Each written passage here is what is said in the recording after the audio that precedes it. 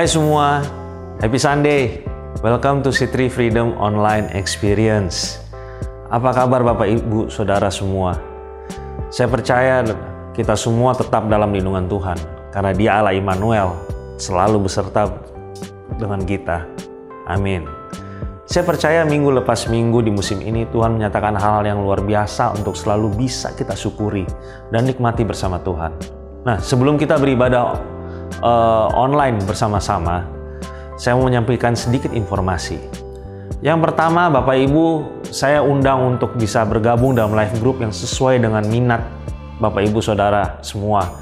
Karena dalam live group kita dapat tumbuh bersama, kita berbagi hidup, dan banyak keseruan-keseruan di dalamnya. Bapak Ibu Saudara bisa memilih sesuai minat dari keterangan di bawah ini. Nah, dalam kondisi pandemi ini kami masih menyarankan live group atau home base untuk bertemu dalam Zoom online. Nah, untuk Bapak Ibu Saudara yang mempunyai anak-anak, baik dari anak-anak 7-13 tahun dan remaja 13-20 tahun, saya mau mengajak adik-adik untuk bergabung setiap minggu jam 10.30 melalui Zoom Huddle Twins ataupun Teens melalui Zoom ID berikut ini. Atau Bapak Ibu Saudara bisa langsung chatting, DM, komen untuk mendapatkan Zoom ID selama ibadah berlangsung. Oke, mari kita sama-sama siapkan hati untuk menyembah Tuhan. Mari berikan yang terbaik, cari posisi yang nyaman, and let's enjoy the service. Welcome to C3 Online Experience. Apa kabar semua saudara-saudaraku? Hari ini di minggu kelima kita ketemu lagi dan saya percaya pasti semuanya sehat, semuanya dalam keadaan baik-baik saja. Sebelum kita mulai ibadah, kita akan baca dari Mazmur 57 ayat yang ke-10. Ayat ini cukup menguatkan saya di tengah masa-masa pandemi ini, karena kita tahu Dia begitu setia. Mari kita baca Mazmur 10 ayat 57. Sebab kasih setiamu besar sampai ke langit dan kebenaranmu sampai ke awan. Tuhan Yesus, terima kasih buat hari ini. Kami percaya Tuhan bahwa hari ini orang yang datang ibadah mengalami Engkau Tuhan, dan bertemu dan mengenal Engkau Tuhan sebagai sosok sahabat, sebagai sosok Bapa, sebagai sosok teman, dan dalam kehidupan kami menjadi sempurna Tuhan. Terima kasih Tuhan, kami siap untuk menyembah Engkau Tuhan. Biarkanlah Engkau disenangkan oleh penyembahan kami Tuhan. Terima kasih Bapa. Percaya ibadah ini penuh dengan kuasa. Di dalam nama Yesus aku berdoa. Amin. Let's worship.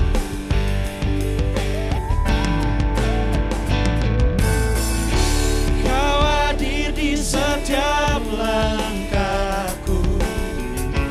Ku aman di dalam hadiratmu. Buktikan Kau setia.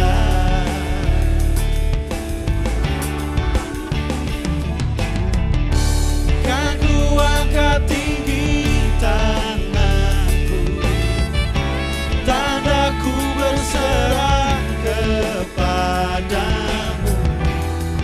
Selamanya Kau setia.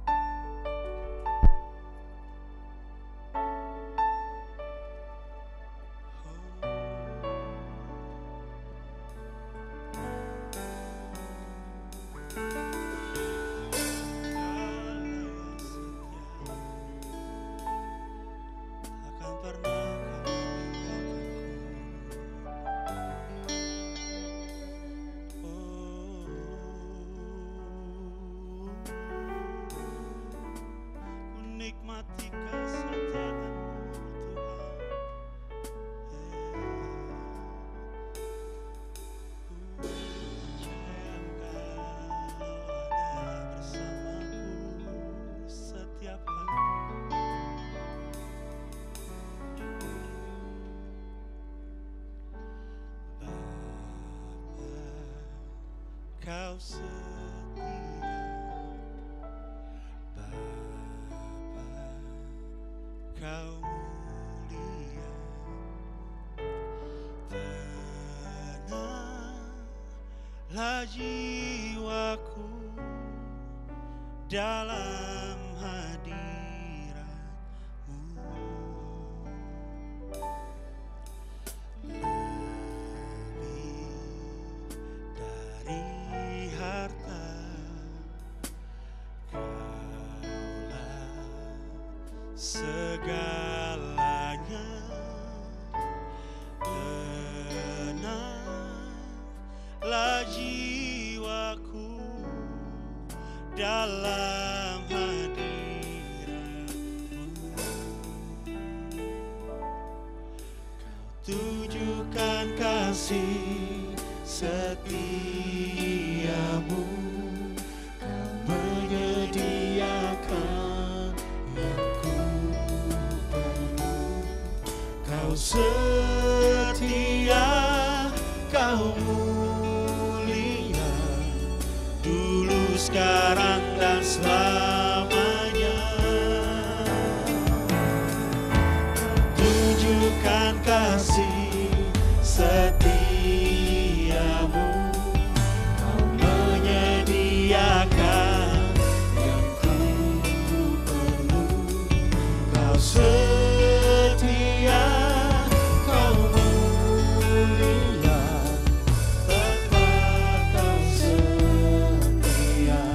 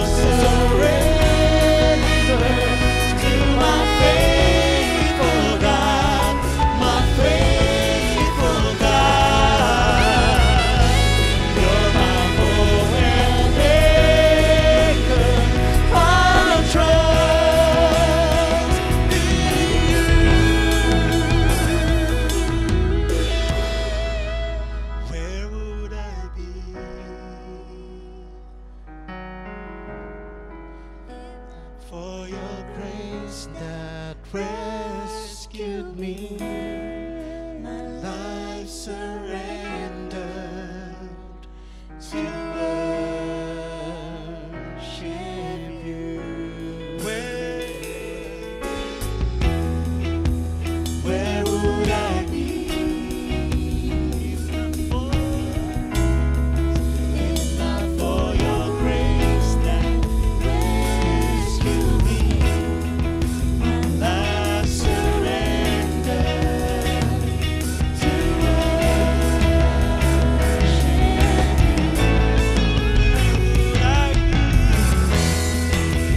where would I be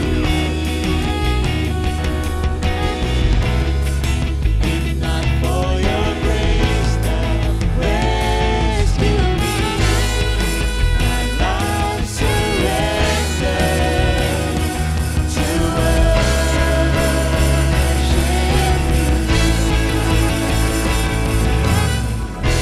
so my soul surrendered to my faithful God, my faithful God.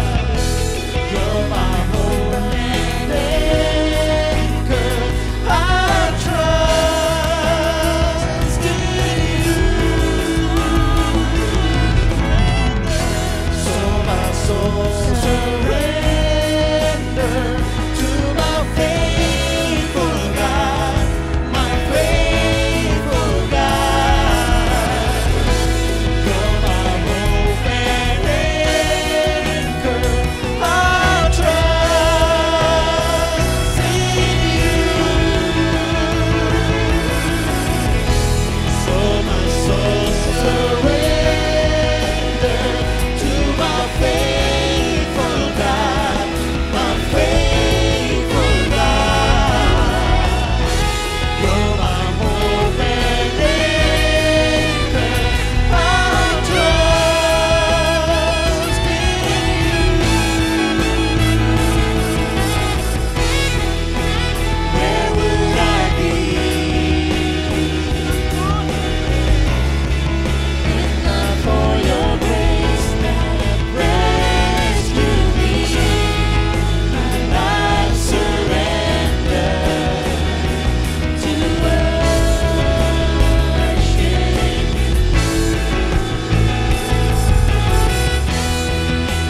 Where would I be if not for your grace that rescued me? My life surrendered to worship you.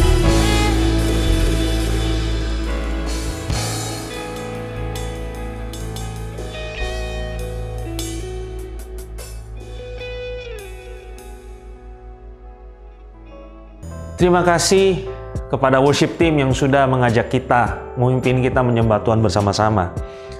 Sekarang saya mau mengajak kita bersama-sama untuk mempersiapkan persembahan kita. Bapak, Ibu, Saudara bisa memberikan persembahan melalui bank transfer dengan keterangan yang tertera di bawah ini. Nah, sebelum Bapak Ibu memberikan persembahan, saya mau share sedikit tentang persembahan untuk membantu kita dalam mempunyai perspektif yang benar tentang hal ini. Ibrani 11 ayat 4. Karena iman Habel telah mempersembahkan kepada Allah korban yang lebih baik daripada korban Kain. Dengan jalan itu ia memperoleh kesaksian kepadanya bahwa ia benar, karena Allah berkenan akan persembahannya itu. Dan karena iman ia masih berbicara sesudah ia mati. Buat saya Ibrani 4 ini adalah Hall of Fame-nya faith. Yang menarik adalah ini dibuka dengan Habel. Habel disamakan dengan Henokh, Nuh, Abraham, Yusuf, Musa, dan yang lain. Saudara bisa baca ntar kelanjutannya. Kenapa? Karena gini, sepanjang yang kita tahu, Habel nggak pernah melakukan hal yang fenomenal. Dia hanya membawa korban dengan iman, dan itu menyukakan hati Tuhan. Bukan objek yang Habel bawa, tapi sikap hatinya waktu membawa persembahan korban tersebut. Memberi dan iman itu jalan bersama-sama. Tuhan nggak peduli dengan jumlah yang kita berikan. Tuhan tidak perlu duit. Dia hanya peduli dengan hati kita. Faktanya begini malah, kalau pada saat memberi kita nggak ada iman, nggak usah memberi. Karena percuma, kita tidak akan dapat kredit apa-apa. Firman Tuhan dalam Ibrani 11 ayat 6 berkata bahwa tanpa iman mustahil untuk menyukakan hati Tuhan. Ada dua hal, ada dua cara dalam memberi. You can give by reason or you can give by revelation. To give by reason is to figure out reasonably what you think you can give. But that doesn't require any faith at all. When you give by revelation, kita membiarkan Tuhan untuk menyingkapkan pada kita apa atau berapa yang Dia mau kita persembahkan dengan iman. Artinya kita bertanya waktu kita berdoa, Tuhan berapa banyak yang Tuhan mau kita percayakan ke Dia kali ini. Dan kita melakukan seperti apa yang diperintahkan. Giving by faith helps you to grow, be mature, and become more like Christ. Nah, selagi Bapak Ibu Saudara bisa memberi persembahan, mari saya mau ajak kita menyaksikan tayangan berikut. Halo, nama aku Dana. Aku melayani di C3 Freedom sebagai worship team dan tim Next Generation.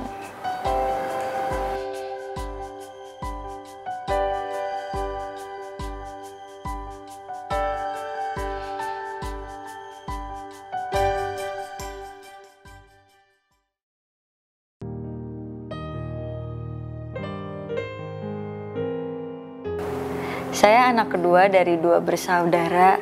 Dari kecil saya sudah diajarkan mengenai ajaran Kristen dan orang tua saya bekerja sebagai wirausaha.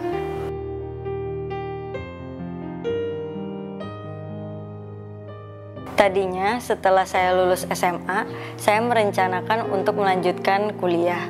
Namun karena satu dan lain hal, akhirnya saya memutuskan untuk bekerja terlebih dahulu. Tetapi sementara saya bekerja, di hati saya itu tetap menginginkan untuk melanjutkan kuliah. Dan puji Tuhan, lewat komunitas yang saya ikuti, Tuhan menjawab doa saya, yaitu saya bisa melanjutkan kuliah.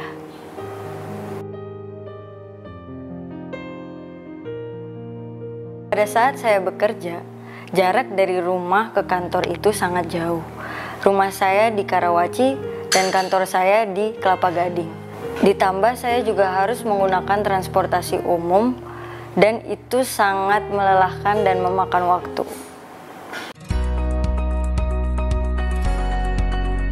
Prestasi yang pernah saya raih adalah saya pernah juara 1 di lomba voli waktu saya SMA.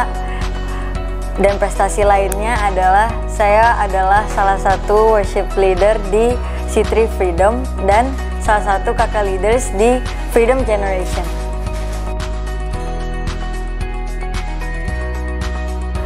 Cita-cita saya 5 tahun ke depan adalah saya ingin membangun bisnis startup saya sambil terus melayani Tuhan sampai akhir hidup saya.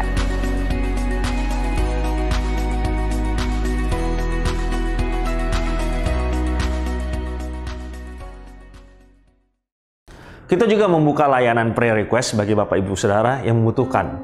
Layanan dukungan doa bisa langsung klik prayer request yang menyaksikan di online.church atau bisa DM atau komen di layanan online lainnya. Saya mau ajak kita semua untuk berdoa. Tuhan Yesus, terima kasih buat sepanjang minggu ini penyertaan Tuhan atas hidup kita sungguh nyata. Kami berdoa buat setiap jemaat, setiap orang yang menonton ibadah online ini. Berdoa Tuhan kalau mereka ada yang sakit. Kami percaya bila Yesus, pengorbanan Yesus sudah cukup di atas kayu salib. Kami percaya kami sudah sembuh. Kami berdoa buat semua orang-orang yang bergumul dalam bidang usaha. Berdoa ada hikmat Allah, ada favor Allah turun atas mereka. Mereka bisa tahu apa yang mereka lakukan pada saat yang tepat, tindakan yang tepat. Berdoa hikmat Allah turun atas mereka dan tingkap-tingkap surga Kau bukakan untuk mereka. Aku berdoa buat semua orang yang kehilangan pekerjaan. Aku berdoa ada terobosan supaya mereka bisa menemukan lapangan pekerjaan yang baru. Aku minta ada urapan yang kreatif turun atas mereka. Mereka bisa ketemu dengan ladang-ladang yang baru. Berdoa juga buat setiap anak-anak yang sedang sekolah online, ada hikmat Tuhan, kepintaran Tuhan turun atas mereka. Aku berdoa untuk kesehatan mental buat semua orang yang dalam masa isolasi. Aku berdoa semuanya Tuhan serahkan dalam tangan Tuhan. Terima kasih Tuhan, dalam nama-Mu kami berdoa mengucap syukur. Amin. Saya percaya kita semua sudah menikmati praise and worship yang dipimpin oleh teman-teman dari worship team tadi ya. Nah, sekarang saatnya kita mau menerima kebenaran firman Tuhan. merupakan satu kehormatan buat saya untuk memperkenalkan pembicara berikut. Beliau sebenarnya bukan orang asing untuk kita. Pada waktu C3 Conference tahun lalu, beliau sudah memberkati kita dengan suatu teaching dan insight tentang how to raise up next gen people. Beliau adalah friends of C3 dan teman secara pribadi buat saya. Pastor Victor Wang adalah Global Executive Pastor dari gereja ECC yang berlokasi di Bandung dan juga punya cabang di Sydney, Australia. Nah, saya percaya ada pesan Tuhan yang sangat spesifik buat gereja kita yang dititipkan ke Pastor Victor. Mari kita sambut dengan sukacita Pastor Victor Waang. Apa kabar Jemaat C3 Freedom? Saya percaya kalau kamu masih hidup berarti masih ada pengharapan. Terima kasih kepada Bapak Pendeta Michael Tenggala yang memberikan saya kesempatan untuk saya share. Walaupun kita di rumah, ibadah online, saya percaya kita siap untuk firman hari ini. Dan saya berjudul, apa yang akan saya share adalah Focus on the People. Saudara perlu tahu, fokus adalah mengkonsentrasikan perhatian atau energi pada sesuatu. Saya perhatikan, orang yang berhasil dalam hidupnya adalah orang yang fokus. Salah satu contoh terbaik dari kuasa sebuah fokus adalah The Great Cola War antara Pepsi Cola dan Coca-Cola di pertengahan tahun 1980-an. Pasar Pepsi Cola dan Coca-Cola melejit tinggi dan angka akhir mereka bisa dikatakan sama atau draw. Tetapi lalu Pepsi membeli KFC, merupakan perusahaan fast food lumayan besar. Kemudian membeli Pizza Hut, merupakan perusahaan pizza terbesar, dan beberapa perusahaan lainnya. Dari semua yang Pepsi miliki, jika dijumlahkan maka Pepsi memiliki 24.000 restoran yang membuat dia menjadi pemilik restoran terbesar di seluruh dunia. Sementara sebagai perusahaan minum, Pepsi memiliki Pepsi Cola, Diet Pepsi, Pepsi Max, dan lain sebagainya. Sedangkan Coca-Cola hanya sebuah perusahaan minuman. Apa akibatnya? Kuasa dari sebuah fokus. Sementara Pepsi Cola meraup 44 miliar US dollar. Coca-Cola meraup 2 kali lipatnya, 93 miliar US dollar. Filosofi Pepsi Cola adalah untuk tersebar di seluruh dunia secepat mungkin. Sementara Coca-Cola hanya memiliki filosofi yang lebih sederhana. Misi yang lebih fokus, menjadi nomor 1 di Amerika. Pertama Amerika dan kemudian seluruh dunia. This is the power of focus. Dan hari ini kita akan banyak belajar untuk focus on people. Untuk dapat tetap fokus on people, tidak hanya pada generasi kita, tetapi pada generasi setelah kita. Kita perlu mempunyai visi, structure, dan culture. Apakah visi? Visi is talking places to go and things to do. Visi bicara tentang tempat yang akan kita tuju dan bagaimana caranya untuk ke sana. Structure is when, where, and how we do our purpose. Ketika, di mana, dan kapan kita mengerjakan purpose-nya kita. Culture adalah kekuatan yang memiliki daya ubah. Bahkan sering merubah orang tanpa orang tersebut menyadarinya. Salah satu culture yang perlu kita bangun untuk fokus on people adalah kasih. Karena kasih membangun setiap orang yang kita temui. 1 Korintus 8 ayat yang pertama dikatakan tentang daging persembahan berhala. Kita tahu kita semua mempunyai pengetahuan. Pengetahuan yang demikian membuat orang menjadi sombong. Tetapi kasih membangun. Kalau boleh, setiap tahun kita mengupgrade visi, structure, dan culture. Supaya apa? Supaya hal yang besar Tuhan boleh percayakan pada kita. Salah satu mobil saya adalah Fortuner. Dan biasa saya isi dengan biosolar. Harganya sekitar 5.900 per liter.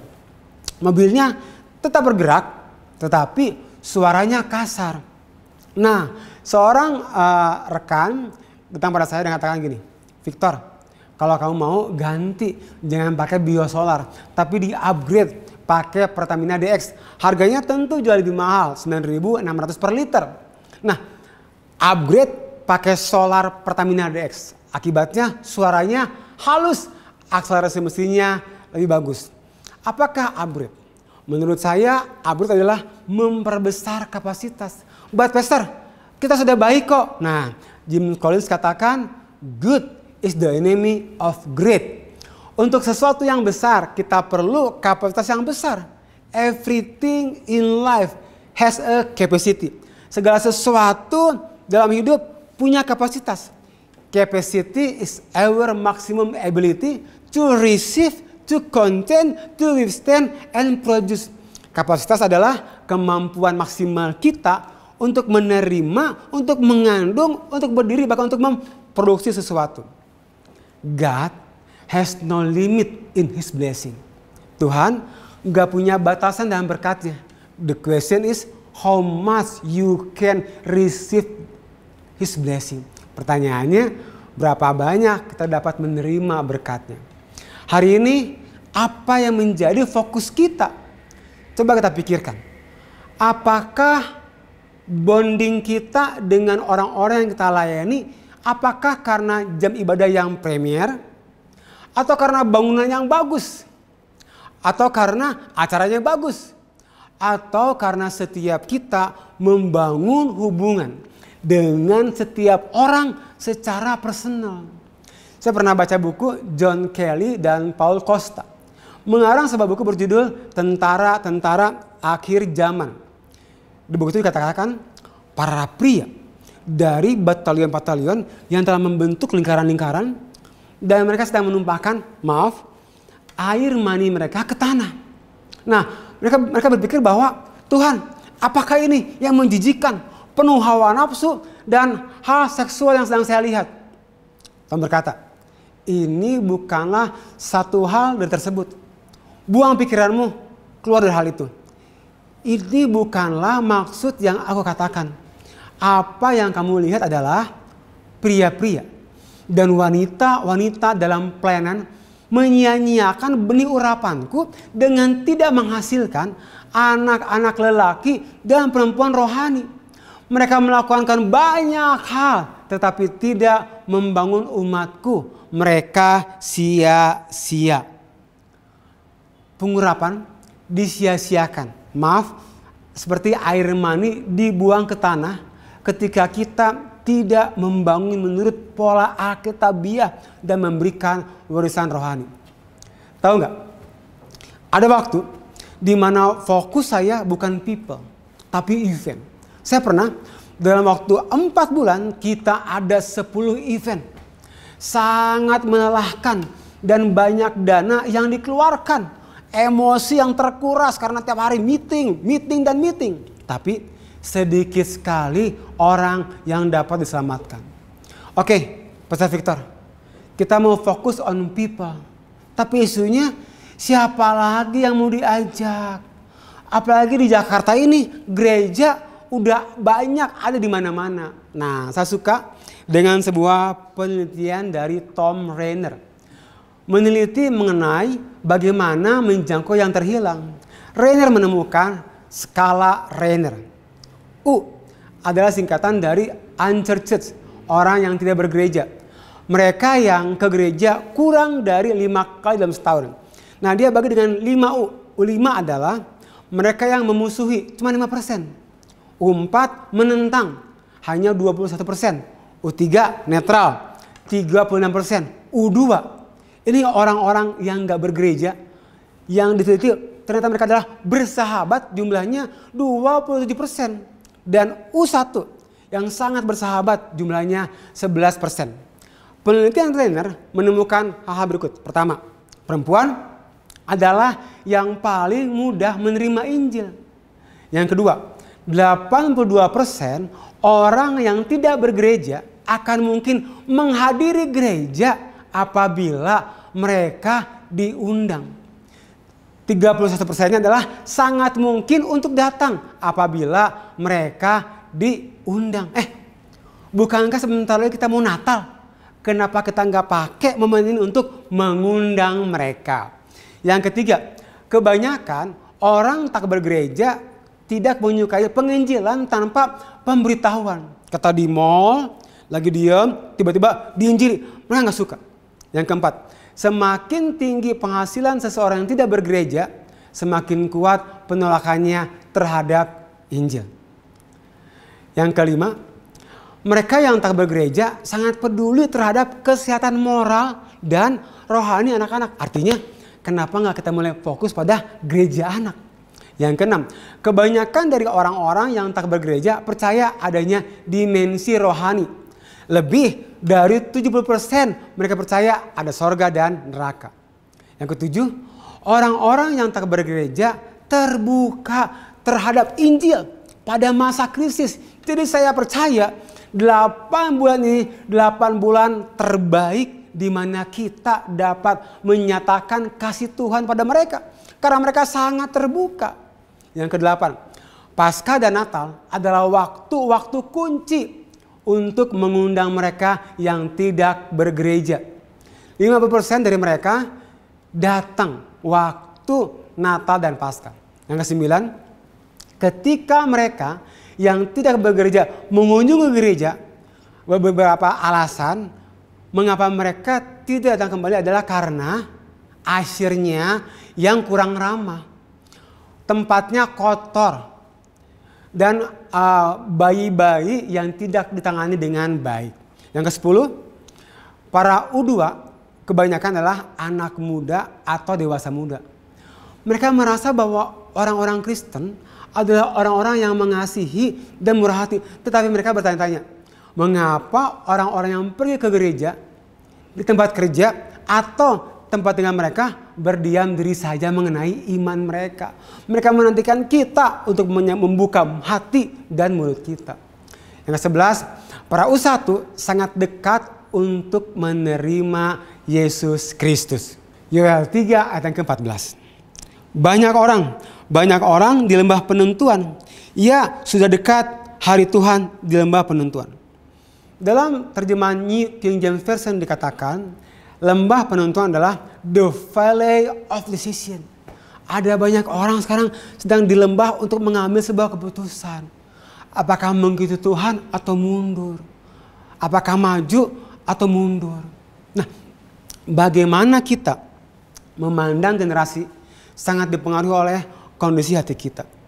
Bagaimana kita melihat sesuatu sangat dipengaruhi oleh kondisi hati kita. Itu sebabnya kita perlu berdoa.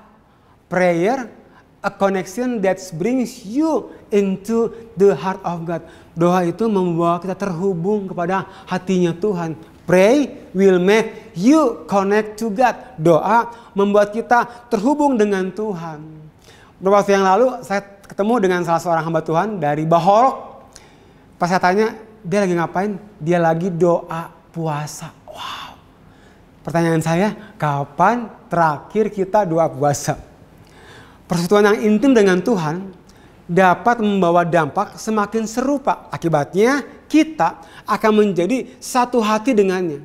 Sebagai buah dari keintiman itu adalah pertukaran hati. Kita menyerahkan hati kita pada Bapa, dan Bapa menumpahkan isi hatinya. Pergumulan pribadi haruslah kita serahkan kepada Tuhan agar hati kita enggak dipenuhi oleh perkara pribadi. Tuhan sangat memperhatikan kehidupan kita secara pribadi. Sehelai rambut pun yang lepas ia tahu, tetapi dia ingin agar hati kita terbuka menjadi rahim yang terbuka. Kuasa dari keintiman adalah pertukaran isi hati. Sebuah penelitian mengenai jantung tahun 1999. Ada seorang profesor di Universitas Harvard. Mereka menemukan sebuah penemuan yang menarik, bahwa jantung itu sistem sarafnya sama dengan otak. Seperti otak, yang namanya jantung itu memproses informasi. Jantung itu mempunyai kemampuan berpikir seperti otak manusia. Otak mengambil kesimpulan dengan perhitungan, sedangkan jantung mengambil kesimpulan dengan feeling. Seperti otak manusia, jantung mempunyai ingatan seperti otak. bukan saja mengingat kejadiannya, tetapi perasaan pada saat kejadian itu. Mereka menemukan penemuan yang luar biasa. Waktu seseorang dicangkok jantung. Kalau seseorang menerima donor jantung, maka pengalaman dari si pendonor akan sampai kepada yang menerima. Ada pasien yang umurnya 52 tahun menerima donor dari seorang anak muda yang berumur 17 tahun. Pasien yang berumur 52 tahun sangat menyukai musik klasik. Setelah ia menerima donor jantung, menjadi suka dengan lagu musik rock and roll. Kenapa? Karena dia menerima donor dari jantung anak muda yang menyukai musik rock and roll. Artinya, kalau kita intim dengan Bapa, kita menangkap hatinya Bapa, kita akan rasakan apa hatinya Bapa untuk generasi. Yang percaya, katakan amin. Itu sebabnya keintiman seseorang dengan Tuhan menentukan seberapa cepat orang-orang yang Tuhan percayakan dalam hidupnya akan mengalami pelipat gandaan.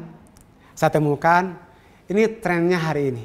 Kalau leaders ngomong, ketemuan ngomongnya gini, kemana aja kamu nanti liburan? Or, udah lihat belum mobil baru? Atau kapan pindah rumah yang lebih besar? Nah, saya bilang itu gak salah. Tapi ini, saya jarang sekali melihat atau mendengarkan waktu mereka kumpul ngomong gini, apa yang saya dapatkan dari Tuhan buat si A, kita akan kunjungan ke si B. Nah, itu hal yang jarang. Kenapa? Karena kadang hati kita fokusnya I, me, and myself. Ini saatnya kembali terkonek dengan Bapa. God is our example. He love us first, then we love God. R. Bernard katakan, you can truly change a man's mind until you change his heart. Kita nggak bisa merubah pikiran seseorang sebelum engkau menyentuh hatinya. Hari ini kita perlu fokus on people. Sama seperti Tuhan Yesus fokus pada kita. Seperti apa Tuhan Yesus fokus mengasihi kita. Yang pertama, Jesus accepts us. Yesus menerima kita. Ada seorang anak muda yang sedang pergi perang. Lalu setelah selesai perang, dia menelpon orang tuanya. Dan orang tuanya begitu senang mendengar suara anaknya. Dan mereka terlibat dalam sebuah pembicaraan serius. Anaknya ngomong gini, Mam, aku akan pulang. Tapi boleh nggak saya bawa teman dari perang? Dia terluka. Satu tangannya hilang dan dia tidak punya kaki lagi. Saya mau bawa dia pulang, Mam. Dan Mam, mau nggak Mami ngurusi dia? Ibunya berkata, ayo pulanglah nak. Mungkin kita bisa cari tempat lain untuk temanmu itu. Lalu anaknya menjawab, tidak Bu, aku ingin membawanya pulang ke rumah dan menjadikan dia bagian dari keluarga. Ketika ibunya menjawab lagi, teleponnya diputus.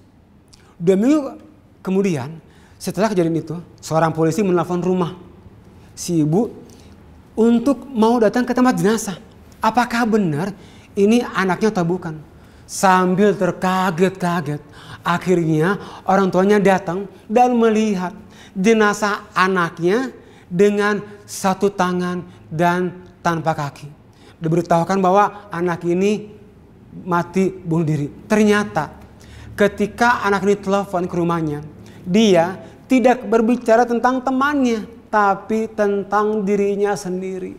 Dia perlu penerimaan dari ibunya. Sekalipun dia gak punya tangan, gak punya kaki, mau gak ibunya menerima?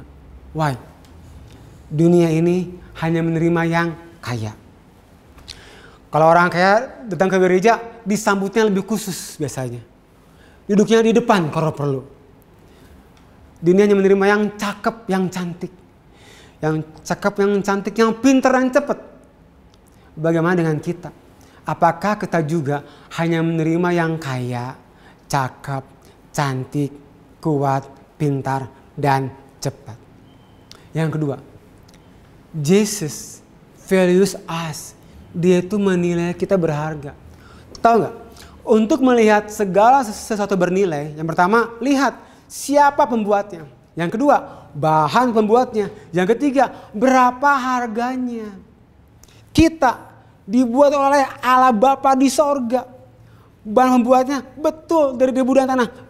Bapa menghembuskan nafas kehidupan.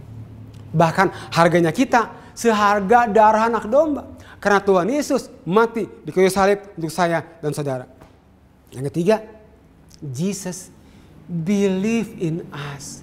Suatu kali Billy Graham menceritakan ada seorang yang mengasihi Tuhan, umurnya 80 tahun.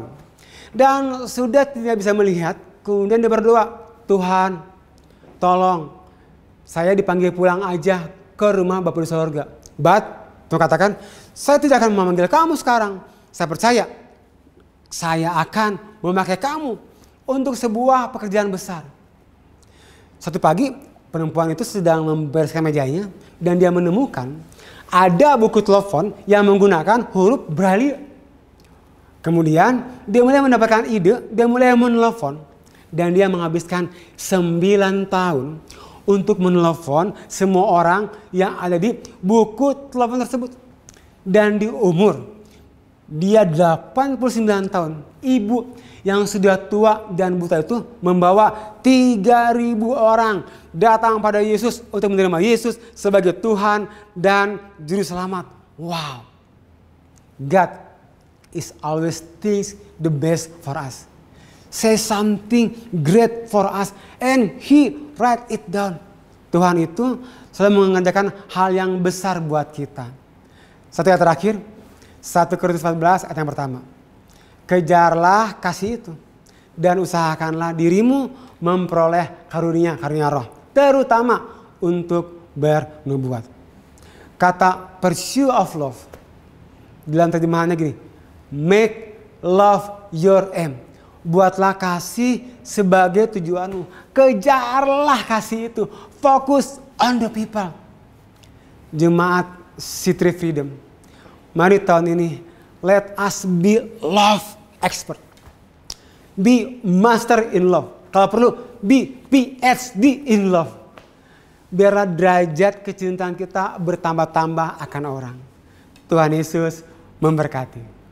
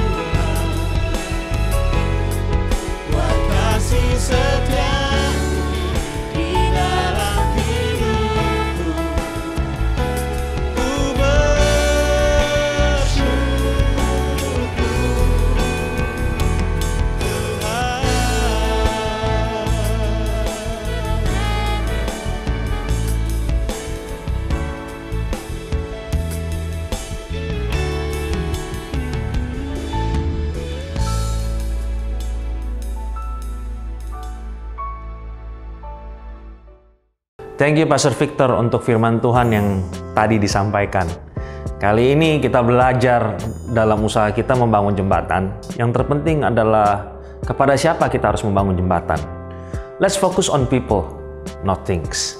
Saya percaya kita belajar banyak oleh firman Tuhan tadi. Nah, bagi Bapak, Ibu, Saudara yang ingin mendapatkan sermon notes untuk firman Tuhan tadi, bisa mengakses link di bawah ini.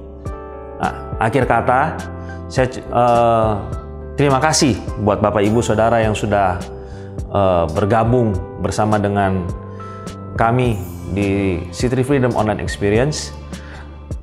Stay safe, stay healthy, dan sampai jumpa minggu depan.